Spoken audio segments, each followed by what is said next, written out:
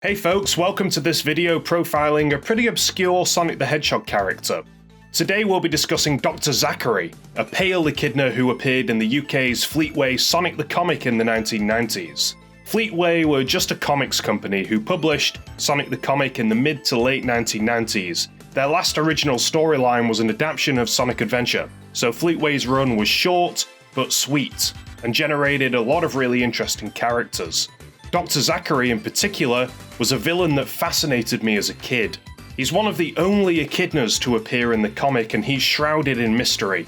If you're a fellow Fleetway kid, I hope this video is nice and nostalgic, and if you're not so familiar with Fleetway, I want to introduce you to one of their best characters.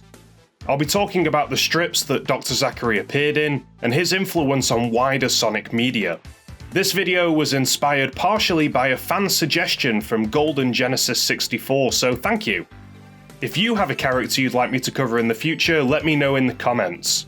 Also thanks to Zak Simmonds-Hurn for permission to use his amazing Dr. Zachary artwork in the thumbnail. Check the description for a link to that piece and Zak's other work. Now before we dive into Dr. Zachary, let me quickly outline how Sonic the Comic portrayed Knuckles. Of course, he first appeared in the comic allied with Dr. Robotnik in the comics adaptation of Sonic 3 and Knuckles. Knuckles eventually saw the light and became an ally of Sonic and the Freedom Fighters. Prior to the Sonic 3 and Knuckles storyline, the floating island that Knuckles inhabits was largely considered a myth, but after the events of Sonic 3 and Knuckles, Knuckles had to deal with continual visits to his sacred island by Sonic and the Freedom Fighters, and he had to fend off a variety of baddies too. Knuckles did eventually break his self-imposed isolation by inviting the folks of Emerald Hill Zone to relocate to Mushroom Hill Zone on the floating island in order to avoid persecution by Dr. Robotnik. Immediately prior to Dr. Zachary's first appearance, Knuckles had been on a number of quests exploring the floating island, the special stage, and the fantasy-like Nameless Zone before making his way home. Dr. Zachary made his first appearance in a 4-part story called The Homecoming, which started in issue 65 from November 1995, set shortly after Knuckles' return to the floating island. In The Homecoming, Knuckles is alerted of an intruder on the floating island, an intruder who turns out to be a strange-looking robot rifling through the debris of some ancient ruins. The robot turns out to be hostile, but is temporarily dealt with by Knuckles, who uses a ground smash that creates a crater to swallow him up. Suddenly, from the debris emerges a white, elderly-looking echidna. He introduces himself as Dr. Zachary and explains that the robot was after him. This was kind of a big deal. I've often heard about how the Archie comic books had way too many echidna characters, but up until now, the Fleetway comics only had Knuckles living in isolation. Seeing another echidna was a pretty massive deal, and I was excited to see what relation Dr. Zachary bore to Knuckles. Unfortunately, Zachary is a little tired after escaping his robotic stalker, so he refrains from answering any questions Knuckles has about the echidnas. Dr. Zachary slinks off to sleep while Knuckles conducts some research on the invasive robot. It turns out to be an old Guardian robot, built by the echidnas themselves. Just after this discovery, the Guardian robot re-emerges and knocks Knuckles unconscious long enough to invade the Emerald Chamber and crack the Master Emerald. In a state of anger, Knuckles launches himself at the Guardian, but now, possessing Emerald-infused powers, the Guardian easily blasts Knuckles out of the sky and leaves him for dead. Then, we get the big, nasty twist. Dr. Zachary has been in cahoots with the Guardian robot all along.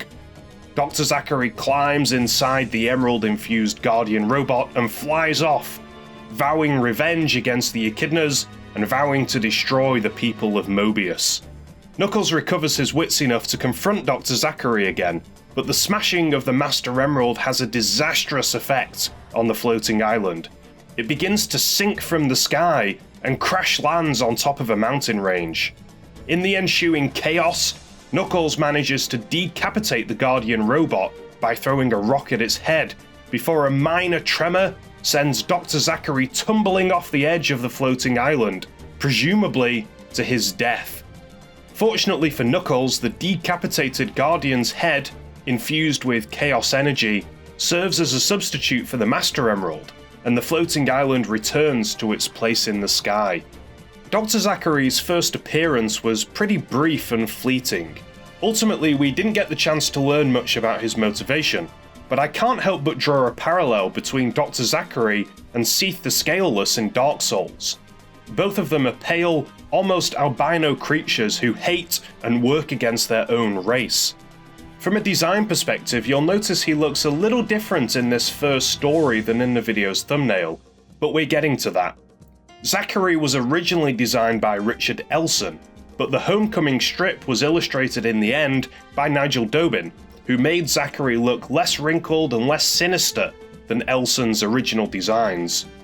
Although we've not seen Elson's originals, Dobin's final design was pretty effective in my opinion.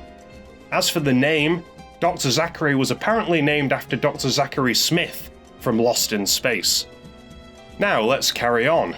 Unbelievably for such a popular character, Dr. Zachary only returned for one more storyline, the Victims storyline that started in February of 1997 in issue 97, and would lead into the final Victory storyline in issue 100. Following Dr. Zachary's first appearance, Knuckles' stories had become a lot more swashbuckling. Knuckles had been on a grand tour of the planet Mobius, and only returned to his home, the floating island, in issue 97. His return home was not quite as he planned. Mushroom Hill Zone, formerly a hive of residents and activity, looked abandoned and bombed out. In a state of panic, Knuckles goes to the Emerald Chamber where he finds Porker Lewis, a member of the Freedom Fighters who formerly took up residence on the floating island. Porker Lewis says he's the only person to escape capture. But from who? Well, from the team of Dr. Robotnik and Dr. Zachary, who capture Lewis and Knuckles with an army of Echidna Guardian robots. You might notice that Zachary looks a little different than before. The in-comic explanation for his new look is that Zachary managed to survive his fall off the floating island by using the decapitated remains of the Guardian robot to break his fall. Left injured, Robotnik used his robotic expertise to effectively turn Zachary into a kind of cyborg. Outside of the comic, artist Nigel Dobin has explained that he felt Zachary's original design was a little bit boring, and convinced writer Nigel Kitching to offer an explanation for a new cybernetic look. This look was, incidentally, inspired by the Marvel comic book character Deathlock. Plenty of Sonic characters and ideas are very much inspired by Marvel comics. Dr. Zachary expresses a hatred for the Emerald Hill folk again, though no specific reason for this hatred is given, but he teams up with Robotnik to kidnap the Emerald Hill citizens and strap them up to a giant egg-shaped computer powered by their life energy. It's got a Matrix kind of vibe to it. Knuckles and Porker Lewis are strapped up to this abomination too, but Knuckles, who is of course pretty strong, manages to break free before being mobbed by more Guardian robots. Dr. Zachary reveals that he knows the floating island much more intimately than Knuckles, and retrieved these robots from a hidden area of the island that Knuckles doesn't know about, installing some new software on them to make them his mindless slaves. It turns out that Supersonic, who I've covered before, is kind of responsible for Dr. Zachary's downfall. The atomic blast caused by Supersonic escaping from his interdimensional prison, check my video on him for more details about that, knock out all of Robotnik's robots as if a giant EMP has just exploded. Robotnik postulates that the ancient Echidna technology should be immune from the blast, which is actually true, but Dr. Zachary's newly installed software is not. The Guardian robots are rendered obsolete by Supersonic's atomic blast, leaving Knuckles and Dr. Zachary to go at it in a one-on-one fight. Now equipped with a blaster on his right arm, Zachary is actually a decent match for Knuckles, but is ultimately defeated after the sudden arrival of Sonic to save the day. Another thunderous, earth-shattering punch by Knuckles sees Dr. Zachary descend into the depths of the floating island, never to be seen again. that was the last time we'd see Zachary make an appearance. Online, the chief writer Nigel Kitching has said that he had a future plan to see Zachary make a return to free a gang of Echidna criminals hidden within the floating island and frozen in suspended animation. This story would have catapulted the Echidna count way up, and I'm kind of glad it didn't go ahead. Sonic the Comic maintained a mystique around the Echidnas that I loved. One thing I like about Zachary is the fact that many of the ideas that the Sonic the Comic writers introduced around Zachary found their way into the Sonic games. The Guardian robots are reminiscent of the Gizoids, or Gizoids I guess, a mass-produced line of combat robots created by a long-lost race of Echidnas, as explained in Sonic Chronicles: The Dark Brotherhood. Most of the artists behind Fleetway's Sonic the Comic, including Dobin, had extensive experience working on sci-fi comic 2000 AD, and I think one of the reasons I love Fleetway comics so much is because there's a lot of visual storytelling going on. The Echidna Guardian robots, although they're not necessarily evil, do have a bit of a menacing aura about them. It's kind of a little visual suggestion that the ancient Echidnas might not be as pure and wholesome as Knuckles is. Some have argued that Dr. Zachary also inspired Dr. Finitavus, an Echidna villain who debuted in the Archie comic books a decade later.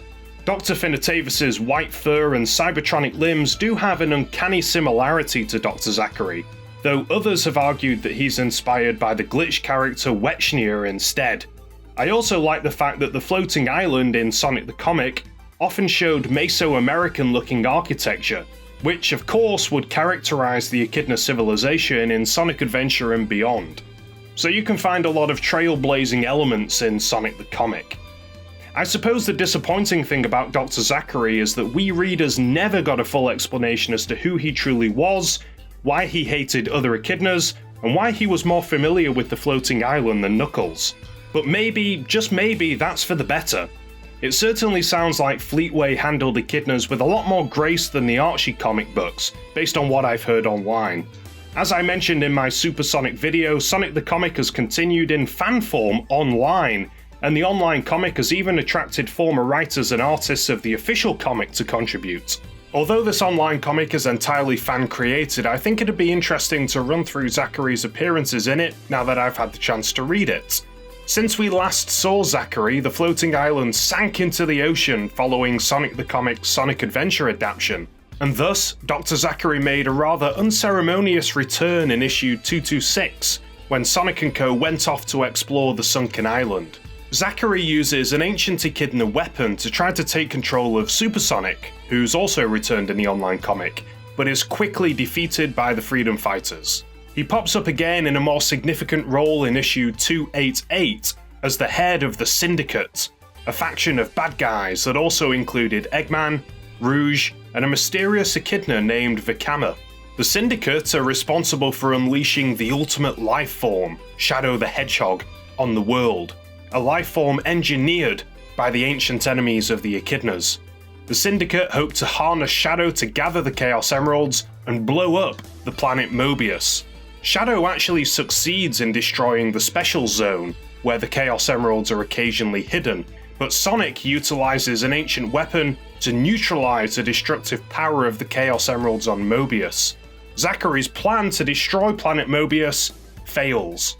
He's betrayed by Vekama, blasted, and captured by Knuckles.